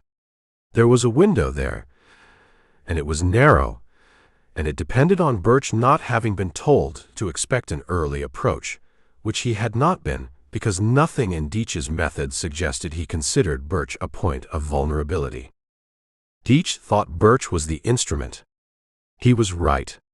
But instruments under sufficient pressure produced information that was not in the original score, and Sample had a particular kind of pressure in mind. He lay back on the bed with his coat still on, and looked at the ceiling in the dark, and let everything settle into its order. And outside on Congress Street, the man with the Chihuahua spurs kept his position at the hitching post. And somewhere across the city at his own hotel, Deetch sat in his room with his notebook and his pencil and his clean institutional conscience, and in the morning, the window opened and whatever was going to happen would begin. Chapter 4. He was outside the Pennington Street building at 7:15, which gave him 15 minutes before Birch's lamp went on, and 30 minutes before Deetch arrived. And he used the first 5 standing in the shadow of the dry goods warehouse across the alley watching the building's 2 faces. No lamp in the front office yet. No lamp in the side room either. Nobody in the alley. At 7:22 the front office lamp came on. Not at the window but behind it, lower, the lamp moved to the desk rather than the sill. Birch's habit. Sample crossed the alley and went through the side entrance. Birch had his back to the door, and was going through the top drawer of the side desk when Sample came in. He heard the door and turned with the reflex of a man who has been expecting something unpleasant and is never quite ready for when it arrives. And what he saw across the office was not what he had been expecting, which gave Sample approximately 4 seconds before Birch reorganized. "You're early," Birch said. His voice held. "I'm not here for the interview," Sample said. "The interview is done. I'm here to talk about the red ledger." The 4 seconds ran out. Birch's hand moved toward the side desk drawer, and Sample said "don't" without raising his voice, and Birch's hand stopped. Not because Sample had a weapon out. He did not. But because the word carried the quality of a man who has already decided what happens if the hand keeps moving, and Birch heard it. "Sit down," Sample said. Birch sat in the chair behind the main desk. He had the look of a man who has been managed by 2 different principals for long enough that being managed by a third had become a reflex. His hands went flat on the desk surface in front of him, the unconscious posture of someone demonstrating that they are not holding anything. Sample pulled the chair from the side desk and sat across from him. Between them, through the front window, the Tucson morning was assembling itself on Pennington Street. A man opening the freight office, a woman sweeping the walk in front of the dry goods store, the particular slow commerce of a city at 7:30 that would be running at full speed by 9. "Aldous Cray," Sample said. Birch's hands pressed flatter against the desk. "I don't think I should be." "You've been running the Consolidated Silver office as a front operation for Cray's land scheme for 3 years, Sample said. "You filed a false discrepancy report on the Benson box to trigger the Pinkerton engagement. You've done this before, or something enough like it that you knew how the process worked." He kept his voice at the same level throughout, the way he kept his voice when he was telling a man something the man already knew and was waiting to see whether the man would pretend otherwise. "The only question I have is whether you understood, when Cray brought Deetch in, what Deetch's method was." Birch looked at the desk. His right thumb found the left index finger pad and pressed, the same small private gesture from the interview, the body managing what the face was being kept from showing. "I filed a report," Birch said. "I may have made an error in the count." "Birch," Sample said. Birch stopped. "A man named Hedges was found in a ravine outside Silver City in '77. Deetch was the investigating agent on the dispute that preceded it. A man named Castle drowned in the Rio Grande in '76. A cattle broker in Abilene in '74. A bookkeeper in Greeley in '77. He watched Birch's face during this list, and what moved in it was not surprise. "You knew what Deetch was when Cray sent for him." "I didn't know all of—" Birch stopped himself. He started again. "Cray told me it was an investigation. That the discrepancy would create a legal complication for you. That you'd be too occupied defending yourself to continue as a witness against Cray's interests in the federal matter." "A legal complication," Sample said. "That's what he said."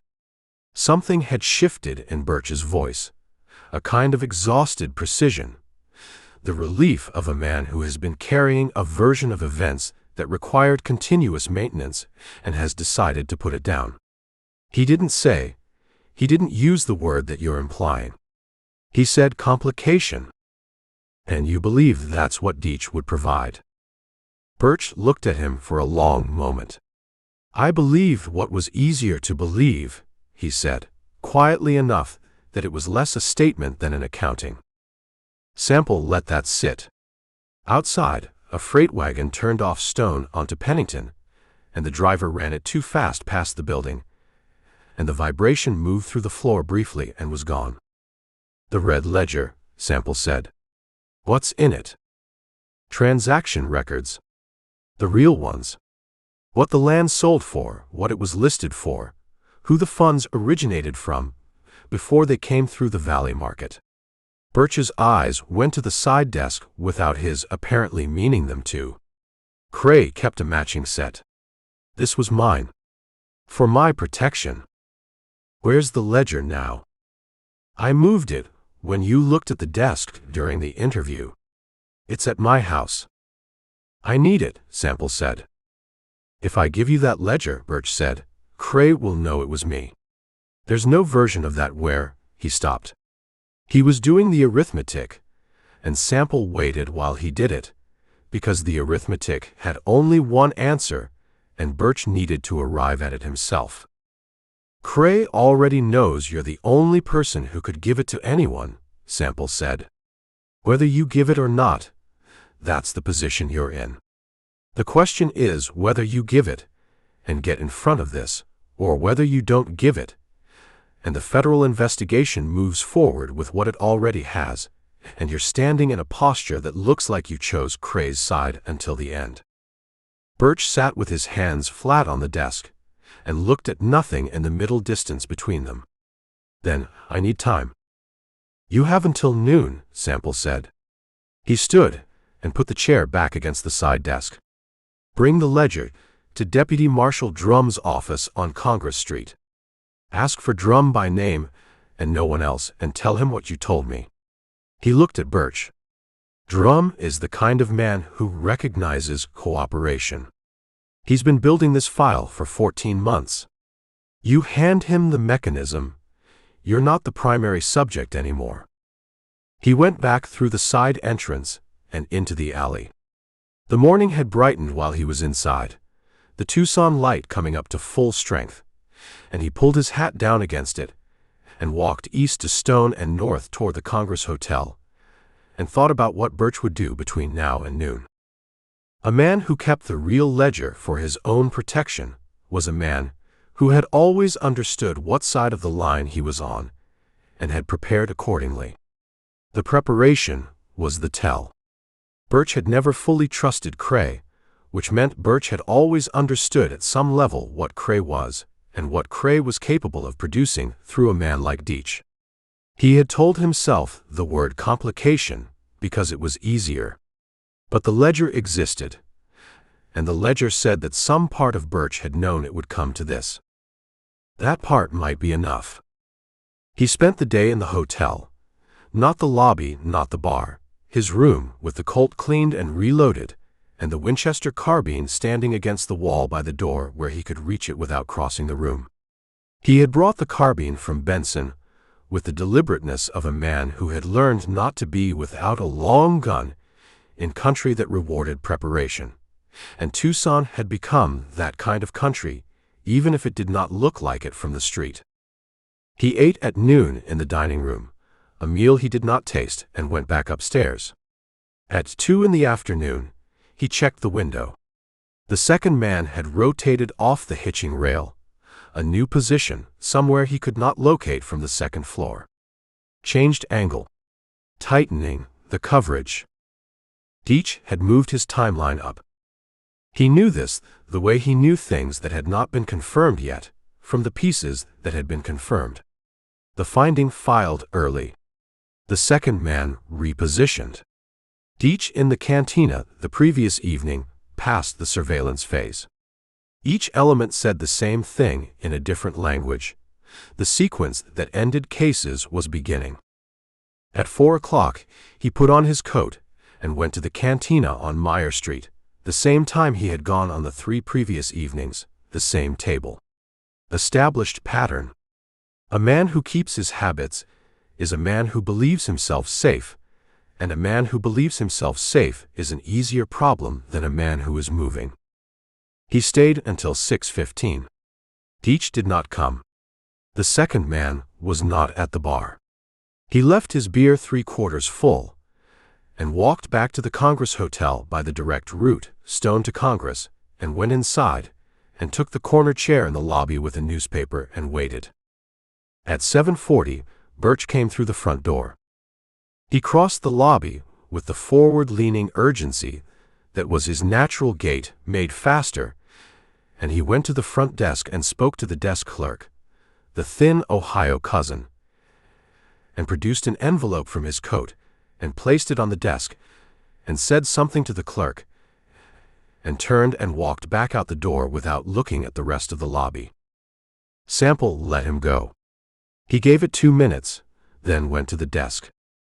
The Ohio cousin had the envelope in his hand, and his expression had the quality of a man who has been instructed to behave normally in circumstances that are not normal. He extended the envelope to Sample with both the professionalism and the slight heightened color of someone who has had an eventful evening and has questions he is professionally committed to not asking. The envelope had Eldridge Sample written on it in a deliberate hand, the printing of a man who writes carefully when he wants the writing to appear natural, the letters a half-degree too uniform. Sample turned it over. Sealed with a wafer, not wax. The seal was intact. He opened it at the writing table in the lobby corner, not upstairs, because he wanted the lobby around him while he read it, and the door in his peripheral sight. Inside, a single page on Consolidated Silver letterhead. A formal finding. The Pinkerton National Detective Agency, having conducted its investigation into the matter of the recovered Benson payroll strongbox, had reached a probable conclusion of misappropriation against Eldridge Sample, late of no fixed official capacity, and recommended the matter be forwarded to the Pima County District Attorney's Office for consideration of formal charges. The finding was signed by Harlan Deetch, agency field agent, and countersigned by Consolidated Silver's authorized representative, Birch's signature, the letters of it pressed hard enough that the pen had nearly gone through the page. Dated that morning. Filed that morning. Delivered tonight. Not through the district attorney's office, not through the territorial marshal's office, not through any channel that required a third party to receive it first. Delivered by hand to the subject's hotel tonight, outside regular business hours. Which meant the filing with the district attorney was scheduled for tomorrow morning at opening, and the hand delivery tonight was designed to begin whatever came after the filing, before Sample had time to respond to it legally. He sat with the page in his hands and read the logic of it. The filing made him a formal subject. A formal subject who then turned up dead under any of several available circumstances, resisting an attempt to take him into protective custody, fleeing prosecution, a robbery in the street, was a closed case with a finding already on record. The finding provided the story. The story required a body to close. Deetch had this sequence as a reflex by now, the way a man who has done a mechanical thing enough times no longer thinks about the individual motions. The timing also told him that Birch had not gone to drum. The ledger had not moved. Whatever Birch had decided between 7:30 this morning and 7:40 this evening, it had not been the decision Sample had laid out for him. He folded the finding and put it in his breast pocket next to the badge offer letter and went upstairs. He took the Winchester from the wall and the Colt from the holster and checked both and replaced them and put on his coat and looked at the room for a moment, the chair, the bed, the window with the Congress street lights coming on below in the early dark, with the attention of a man noting a place he may not see again in the same configuration. Then he went down the back stairs, not the front, and out through the hotel service door onto the alley behind the kitchen. The alley ran west, and Sample ran with it, moving fast in the dark, the Winchester in his right hand at his side. He covered 2 blocks before he slowed and turned south toward Pennington Street. Not a direct approach. He wanted to come at the building from the east again, from the alley side, the same entry point he had used twice before, and he wanted to know if the lamp was burning in Cray's side office before he committed to the door. It was. The same thin line of light under the alley door that he had seen before dawn 4 days ago. Steady, deliberate. A man working late or a man waiting. He stood in the alley for 90 seconds and listened to the building. No voices. No movement audible through the adobe walls. He looked both ends of the alley, empty. He tried the door handle. Unlocked. It opened inward and to the right, as the hinges had always said it would. Cray was at his desk. He had his coat on, and his hat on the corner of the desk, and 3 stacks of documents in front of him that he was working through with the systematic focus of a man sorting what travels with him from what stays behind. He did not look like a man who was surprised by anything. He looked like a man who had been expecting a knock and was not alarmed that it had not knocked. He looked up when Sample came in, and his face did what faces do when a thing arrives faster than the mental preparation for it. A fraction of a second of raw reaction before the management came down over it. And then his face was composed, and his hands were still on the desk, and he looked at Sample with the assessing calm of a man taking the measure of a new variable. "Mr. Sample," he said. Not a question. Not alarmed. The voice of a man acknowledging a development. "Mr. Cray," Sample said. He left the door behind him and moved left, putting the lamp between himself and the door, and stood with the Winchester in his right hand pointed at the floor. "I'd like you to put your hands flat on the desk." Cray looked at the Winchester and put his hands flat on the desk. He did it with a certain deliberate care, the care of a man who has decided that compliance in this moment is the correct calculation and wants his compliance noted. "I'm going to tell you what I know," Sample said. "Then I'm going to offer you something. You can take it or not take it, and if you don't take it, we'll proceed on a different basis. But I want you to hear the offer first." "I'm listening," Cray said. Sample told him. He told it straight and without editorial. The discrepancy Birch had manufactured, the Pinkerton engagement, the 4 cases Drum had built a file around, the Silver City foreman in the ravine in '77, the finding filed this morning and delivered to Sample's hotel this evening.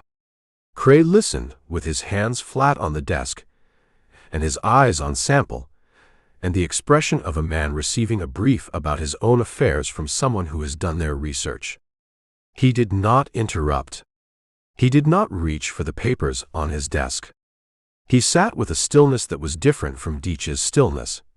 Where Deetch's stillness was the stillness of prior determination, Cray's was the stillness of active calculation, the focused quiet of a mind running several threads simultaneously. "The offer," Sample said. "You give me a signed statement covering the arrangement with Jarvis, the role of the Consolidated Silver operation in moving the payroll certificates, and Birch's involvement in the false discrepancy. I take it to Drum tonight. You go to Drum in the morning of your own volition, and you cooperate fully with the federal inquiry into the land transactions." He paused. "You do that, and I tell Drum the cooperation was voluntary. In federal proceedings, voluntary cooperation from the operating principal carries weight. Significant weight." Cray looked at him for a long moment. "And if I don't?" "Then tomorrow morning I walk into Drum's office with what I have, which is Boone's account of the Silver City connection and the matching address of your operation, and Birch's ledger, which he kept for his own protection, and which I expect Drum will locate before noon. What Drum builds from those materials is what you get, without the cooperation on record." "You don't have the ledger," Cray said. "I know where it is," Sample said. Something shifted in Cray's assessment. A small recalibration. Not fear, the recognition of a man who respects a well-played hand and is deciding whether he is looking at a bluff or a made card. He looked at the papers on his desk, and then at Sample. "The documents I was reviewing," he said. "I'd like to look through them before I answer. There are some that are relevant to what you've described, and I need to know what's here." 10 minutes, Sample said. Cray nodded and turned to the papers. Sample moved to the wall to the left of the door and stood with his back to the adobe and the Winchester at his side and watched Cray work through the stacks. Cray moved through them with practiced efficiency, reading a page, setting it left or right, moving to the next. He was organized. He was focused. He made no sudden movements and did not look up from the papers. 8 minutes in, Sample understood it was not a review. Not because Cray moved wrong, he moved right. Not because he looked up at the wrong time. He did not look up at all. What Sample heard was what he had been trained to hear in 20 years of being the man in the room who needed to hear it. The quality of Cray's breathing changed. Not much. Enough. A man working through documents breathes with the inattentive rhythm of a man doing a familiar task. A man waiting for something to happen breathes with a slightly suspended quality, not held but managed, the chest doing less than usual because the body has redirected its attention. Cray had sent for someone. In the first 30 seconds, Sample had been in the office. Not by moving. Sample had watched his hands and they had stayed on the desk. But the papers in his hands had been positioned over the desk surface, and under the papers, out of Sample's sightline, was a bell cord attached to the wall behind the desk. A single pull would reach the building's interior. The 10 minutes were not for reviewing documents. They were for delivering a message that the message had already been sent. Sample moved away from the wall toward the door. The alley door opened. Deetch came through it with a short-barreled Colt in his right hand, already up, moving left as he entered, the way a man moves when he has done this entry before and knows that left takes him off the line. He was fast. He had the advantage of the door and the dark beyond it. His eyes adjusted where Sample's were in lamplight. Sample dropped. Not back, down, to his right knee off the line he had been standing on, and Deetch's shot went through the space where Sample's chest had been and hit the adobe wall behind him and sent chips of plaster across the back of Sample's neck. The sound in the enclosed office was enormous. Cray shoved back from the desk, and the lamp went with him, his elbow catching it as he came out of the chair, and the lamp hit the floor and the oil spread across the plank boards, and for 2 seconds there was more light than before, the burning oil a wide pale flame that threw everything sharp and strange. Then the flame ran to the edge of the oil and guttered, and the office went to the dark. 2 feet of air between Sample and the floor. The desk somewhere to his left. Deetch at the door he had come through, repositioning. Sample heard the boot sole on the floor, 1 step, stopping. Cray going for the far wall. The sound of a chair knocked aside. The small grunt of a man moving fast in a direction he cannot see clearly. The particular silence that follows the first shot in a closed space, when both men are still and the echo has stopped, and what comes next depends entirely on who moves first and whether moving first is the right decision. Sample did not move. He held his position on one knee with the Winchester across his thighs and let the dark settle around him, and listened for the specific sound of a man in a room who believes he has the advantage deciding to use it. Chapter 5. Deetch moved. Sample heard it, the shift of weight, the boot sole dragging half an inch on the plank floor, the specific sound of a man committing to a direction, and he rolled left before he had consciously decided to, the body running ahead of the thought, and Deetch's second shot went through the space Sample had occupied and took out the side window in a single clean explosion of glass that opened the alley air into the office. The moonlight that came through the broken window was thin but enough. It drew a rectangle on the plank floor and caught the edge of Cray's overturned desk chair and the scatter of papers blown from the desk surface, and it showed Sample, in the fraction of a second he needed, Deetch's shape against the far wall. Lo, the short Colt moving to reacquire. Sample set the Winchester's stock against the floor and swung the barrel across the top of the overturned desk chair, 3 feet of hardwood between himself and Deetch, and fired once through it. Deetch made a sound. Not a cry. A single compressed syllable, the involuntary noise a man makes when his body absorbs something it did not agree to absorb. And then he went down sideways against the wall, and his gun hand dropped, and the Colt hit the plank floor and slid toward the broken window. Sample was on his feet. He crossed the office in 4 steps and kicked the Colt away from Deetch's hand and crouched. Deetch was on his side against the baseboard, right hand pressed against his left side below the ribs, breathing in the controlled way of a man assessing damage. His face, in the moonlight from the broken window, was composed, not calm, composed, the face of a man running an internal inventory while keeping his external presentation under management. Even now, the professionalism was the most unsettling thing about him, and it was the thing Sample had been watching for across 9 days, and here it was in the dark on the floor. "How bad?" Sample said. "Rib," Deetch said. His voice came out pressed and even. "Maybe 2. Not the lung." "Stay where you are." Sample stood and looked at the alley door, which was still open, and at the front office beyond the interior door, which was dark. He listened to the building for 10 seconds. No sound from upstairs, no sound from the front. Cray had gone the moment the lamp fell. He was not in the building. He went to the interior hallway and checked the front office. Empty. He came back. Deetch had not moved. He lay against the baseboard with his hand on his side, and his breathing measured, and his eyes following Sample around the office with the persistent, professional attention of a man who has not stopped working just because he has been shot. Sample picked up the lamp from the floor. The oil had spread, but most of it had burned off when the flame guttered. There was enough left in the reservoir. He found a lucifer in his coat pocket and lit it and set the lamp on the overturned chair between them so the light was low and even, and he crouched again and looked at Deetch. "You have 2 choices," Sample said. "You come with me to Deputy Marshal Drum's office tonight, and you talk, or you come with me to Deputy Marshal Drum's office tonight, and you don't talk.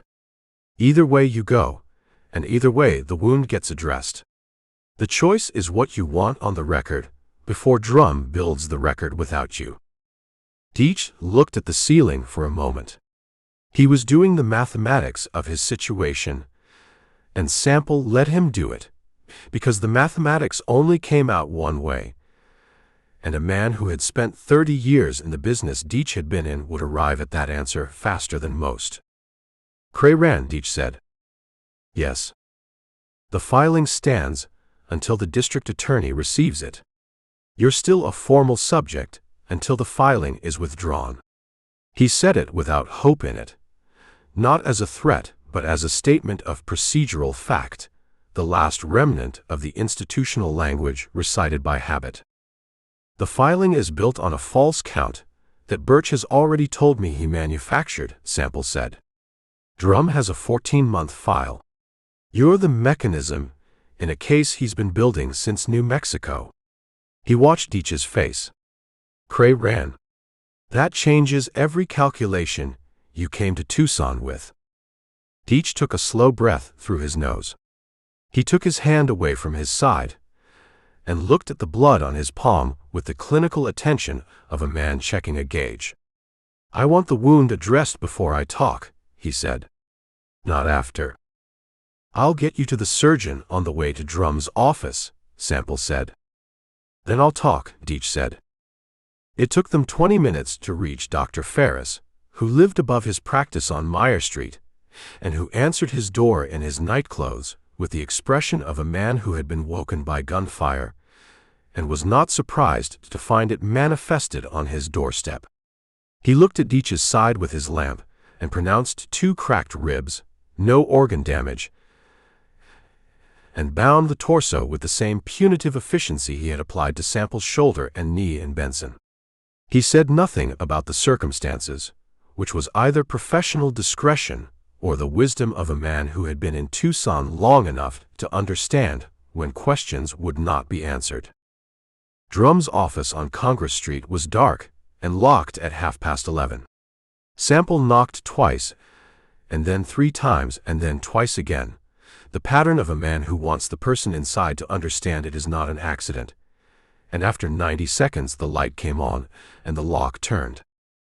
Drum opened the door in his trousers and his undershirt with his gun in his right hand at his side, his eyes taking in Sample, then Deetch, then the bound midsection visible where Deetch's coat hung open, then Sample again. He stepped back and held the door. "I'll need the clerk," Drum said. "Wake him," Sample said. Drum looked at Deetch for a moment with the flat, appraising attention of a man reading a document he has been waiting 14 months to receive. Then he turned and went to the back of the office and knocked on a door there, and a young man emerged from it in various stages of dressing, and Drum put him at a table with paper and a pen and told him to write what he was told. Deetch sat in the chair across the table and talked. He talked the way a professional talks when the hand is over, not confessing, not unburdening, but delivering information with the compact, organized efficiency of someone who has carried it in a useful arrangement and is now transferring it to the next set of hands. He covered Aldous Cray, the initial approach in Tucson 3 days before the investigation opened, the cash payment in the Congress Hotel, the specific instruction about the outcome required and the timeline required. He covered the 4 cases: the cattle broker in Abilene, the farmer in the Mesilla Valley, the bookkeeper in Greeley, the foreman in Silver City. He gave dates, locations, the names of the cooperating coroners in Kansas and Colorado, the name of the man in New Mexico who had managed the drowning. He gave all of it with the completeness of a man who had always known that these records were the only insurance policy that could not be confiscated, and who had kept them accordingly in a place that Pinkerton's Chicago office had never looked. The clerk's pen moved across the paper. Drum sat to one side and said nothing except the occasional single word when he wanted a detail clarified, and Deetch clarified without hesitation. Sample stood against the far wall and watched it. 14 months of Drum's file, finding its mechanism at 2 a.m. in a lit office on Congress Street, and the mechanism was a wounded man in a borrowed chair reading from his own memory with the systematic care of a man who had always known this night was in the deck somewhere and had prepared for it the only way available, by keeping what he knew. At 3:15 a.m, the statement was complete. The clerk read it back.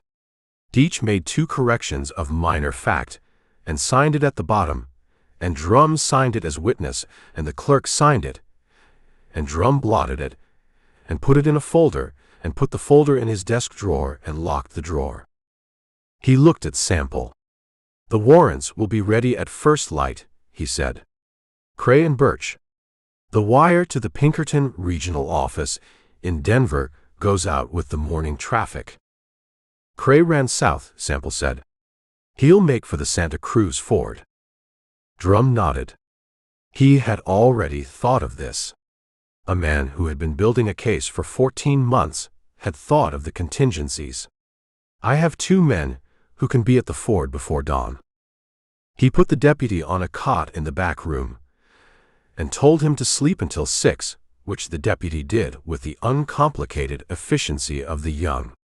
He put Deetch in the other chair with a blanket and told him not to leave, which Deetch agreed to with the tone of a man who has run out of places to go and is prepared to acknowledge it. Sample went back to the Congress Hotel and slept 3 hours. Cray was at the Santa Cruz Ford at first light, which was 40 minutes after Drum's 2 men reached it. They found him on the north bank in the gray pre-dawn with his horse lathered, and his saddlebags so heavy they had slid under the horse's belly during the crossing, and soaked through. He had gone back to Pennington Street after running from the office. Not immediately. He'd had the sense to wait until the street cleared, but he had gone back for the documents which told Drum everything that any remaining questions had asked. A man who runs from a building with a gun going off in it and then returns for paper is a man who has always understood that what you carry on paper is what survives you, and that surviving without it is a lesser form of survival than he was willing to accept. The saddlebags contained transaction records going back 6 years, the real records, the ones that matched Birch's red ledger, the ones that showed the source of the funds that had moved through the Sulphur Springs Valley land market under the appearance of legitimate investment. Drum spread them on his desk that morning and looked at them for a long time before he said anything. What he said was, federal. Which it was.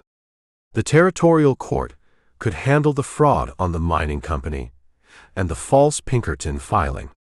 The money laundering and its sources required the federal apparatus, and Drum sent his second wire of the morning to the U.S. Attorney's office in Prescott and his third to Washington, and by noon the machinery that had no moving parts and no visible mechanism and had been running for 6 years in the Sulphur Springs Valley had stopped.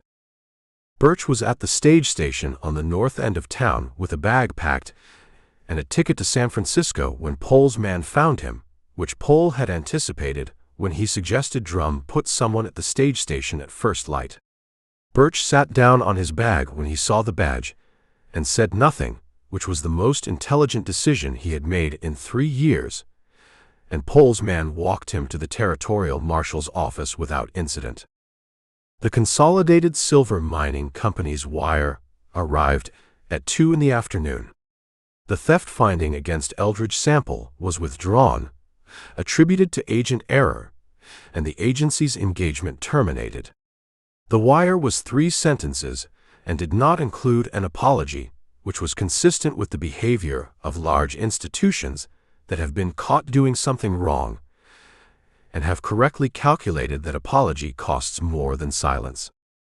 Sample read the wire at the Congress Hotel and put it on the table next to the empty coffee cup.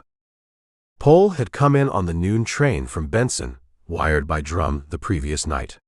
He sat across from Sample in the hotel bar, with the afternoon light coming in long and flat from the west and laying itself across the table between them. He had the careful eyes he always had, and he used them on Sample for a moment before he said anything. "Deetch will recover," Pole said. "Ferris says the ribs were clean breaks. 6 weeks." "Good," Sample said. "He'll face charges in Colorado, Kansas, New Mexico. Possibly Silver City, if the New Mexico federal office decides to open the Hedges matter." Pole turned his coffee cup.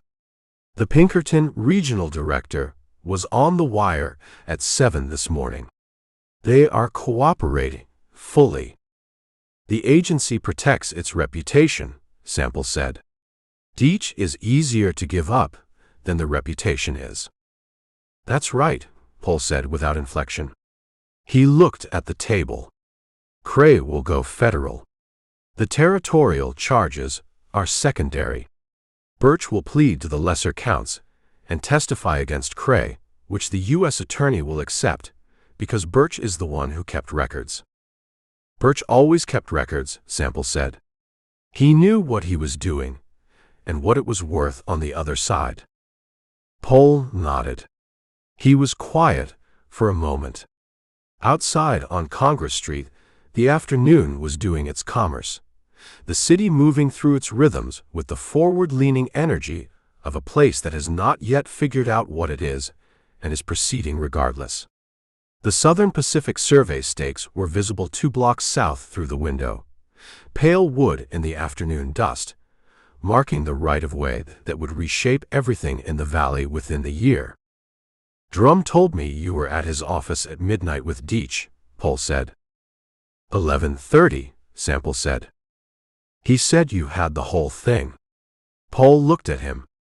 "Birch, the ledger location, The Silver City connection. All of it. Boone had the Silver City piece. Drum had the rest built. He was just missing the mechanism. Boone, Paul said. The freight man in El Paso. He knows the territory. Paul was quiet again, in the way he was quiet when he was deciding whether to say something he had already decided to say. The vacancy, he said. Sample looked at the window. On Pennington Street, visible from where he sat if he turned his head slightly south, the alley entrance to Cray's building stood propped open, Drum's men moving in and out with files and ledger boxes, the systematic dismantling of 6 years of careful architecture. He had seen this before. The morning after, the machinery exposed to the light, the documents being carried away that had organized someone's version of how money moved and where it ended up. He had seen it in different buildings in different territories, and it always looked the same from the outside. Boxes and paper. Men with badges moving through a space that had been, the day before, a going concern. The territory needs it done, Sample said. That's the answer. Paul did not look satisfied, because Paul had never considered satisfaction an appropriate response to something going the way it should go. He looked like a man whose expectation had been confirmed, which was a different and more useful expression. Jarvis, Sample said. He said it before Paul could, which was its own kind of acknowledgement. Still in Sonora, Paul said. Far as the border reports say. Sonora is 40 miles, Sample said. 40 miles, Paul agreed. They left it there, which was the right place to leave it. Cole Jarvis was a patient man who moved when he was ready and not before, and the border was 40 miles south, and the territory was getting smaller in the way territories get smaller when the law fills in the spaces, and a man who had trained under Quantrill and operated for 4 years without being caught was not a man who made decisions in a hurry. What he would do and when he would do it were questions for another day. The day they were in had enough of its own. Paul finished his coffee and stood and left enough coin on the table for both of them and put his hat on. He had the train back to Benson at 4. He had cases on his desk that had been waiting while Tucson was happening, and he had the focused, forward quality of a man who does not let one thing finish before the next one begins. He shook Sample's hand at the bar. Monday, Paul said. It was Friday. Drum needs you at the office Monday for the swearing. Monday, Sample said. Paul walked out of the Congress Hotel into the Tucson afternoon and was gone. Sample sat alone at the table for a few minutes. The bar was filling with the early evening trade, the commercial day winding down, and the social one not yet started, men stopping in on their way from one to the other. Eligio moved along the bar with his practiced quiet and refilled Sample's cup without being asked, which was the kind of service that made a man feel seen without feeling observed. Sample nodded, and Eligio moved on. He took the letters out of his breast pocket. Both of them. The badge offer from Drum. 11 days in the fold now, the paper soft at the creases from handling. And the Consolidated Silver withdrawal notice that had arrived at 2 o'clock, the institutional language flat and bloodless on the page. He laid both on the table side by side and looked at them in the low bar light. The withdrawal notice said, Agent Error.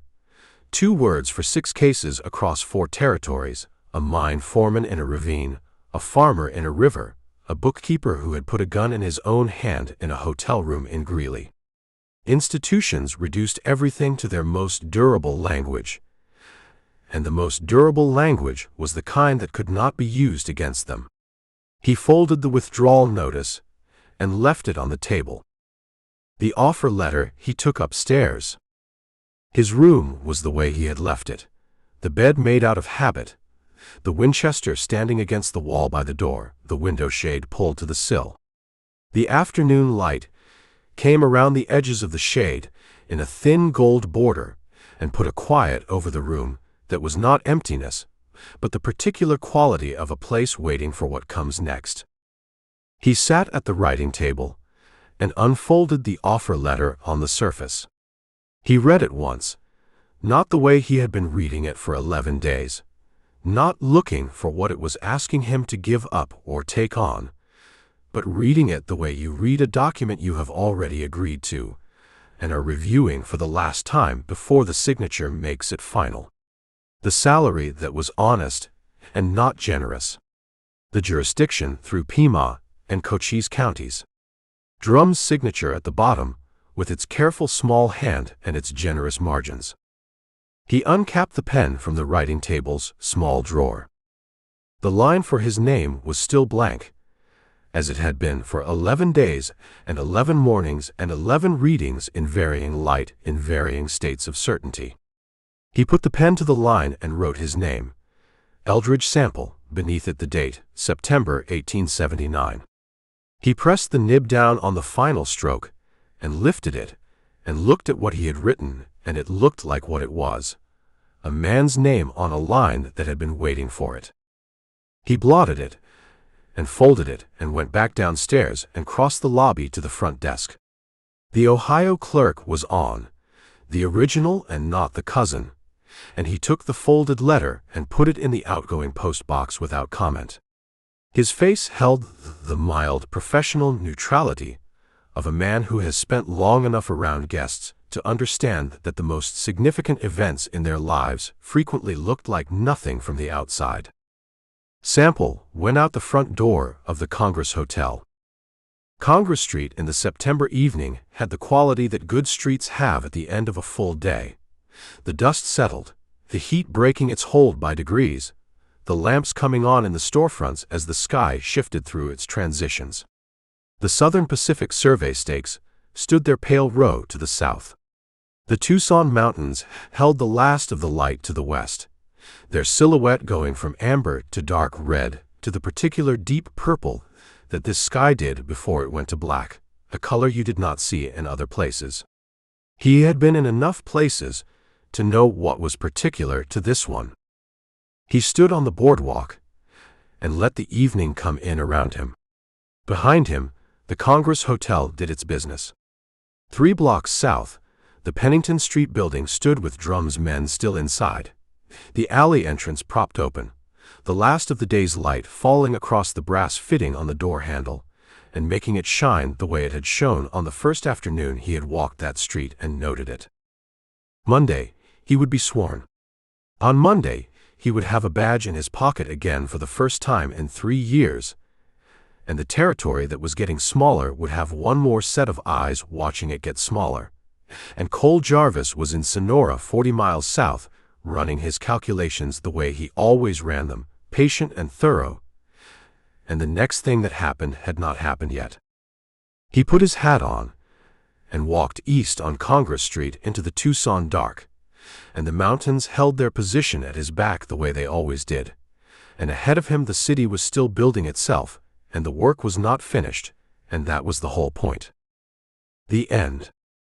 Want more Western adventure? Saddle up and trail to follow.